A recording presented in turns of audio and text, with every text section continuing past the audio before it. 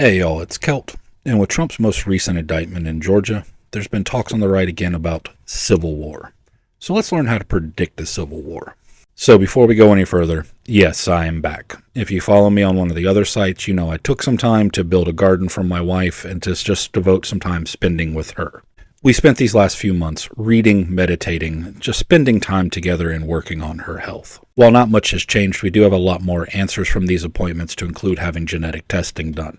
I may do a video on that, going into more detail in the future. I'm not sure yet. Now back to the topic of the video. It is possible to predict civil war or conflict within a country. In fact, as a country, we've gotten very good at predicting that.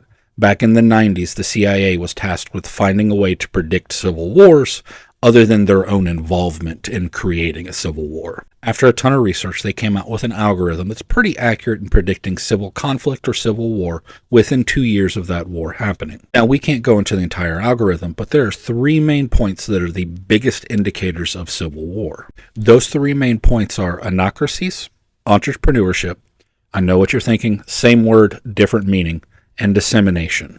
In this video, we're going to talk about anocracies. I'll do a follow-up video for entrepreneurship and dissemination. A country's government and power structure can be boiled down into 3 main types. An autocracy, which is an authoritarian government, a democracy, which is, what we think of as a freedom-based government, and an anocracy. Anocracy is that point in the middle when you're transitioning from either an autocracy to a democracy or a democracy to an autocracy. An anocracy is that middle point. You're not fully a democracy, and you're not an authoritarian government. Usually it's a transitional period, but there are a few governments which stay within the anocracy zone. The way we track these type of governments is through some form of index or a score. While there are many different types of scoring systems out there, the one that we have found to be the most accurate is the Pauliday score. The Pauliday score is a 21-point index from positive 10 to negative 10, with middle counting as a number. A plus 10 would be considered a pure democracy, while a negative 10 would be considered a pure autocracy, such as North Korea or Saudi Arabia. The United States, until very recently, used to be considered a plus 10. Now it's countries like Canada and Norway are considered a plus 10. But the part that we're most concerned with when we're predicting civil wars is the anocratis zone, which is positive 5 to 0 down to negative 5.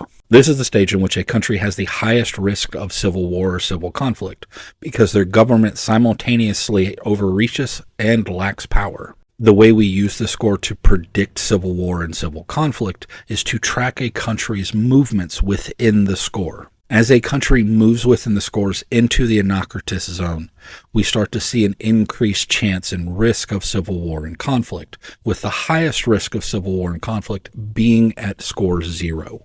At this score, we have the highest risk of this country not running with a true functioning government. It is operating more within anarchy than within any other system of government. When we're watching a country's scores change, there's different things to take into account, like how fast and what direction the score is changing. A common belief is as a country starts losing its rights, moving more into an authoritative government instead of a democratic-based government, that the risk of civil war and violence is higher.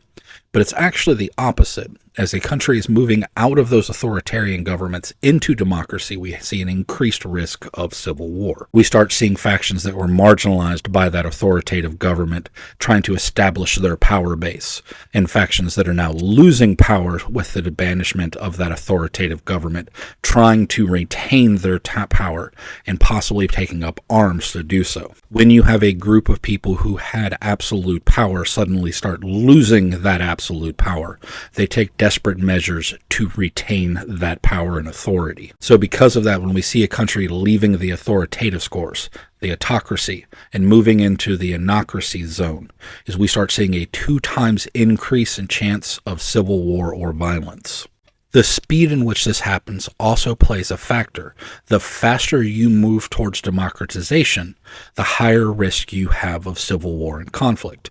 We saw this with the American intervention of Iraq. The United States entered Iraq, a country with a negative 10 on the Holiday Index, and rapidly tried to push it towards democracy. Rapid pushes towards democracy create power vacuums.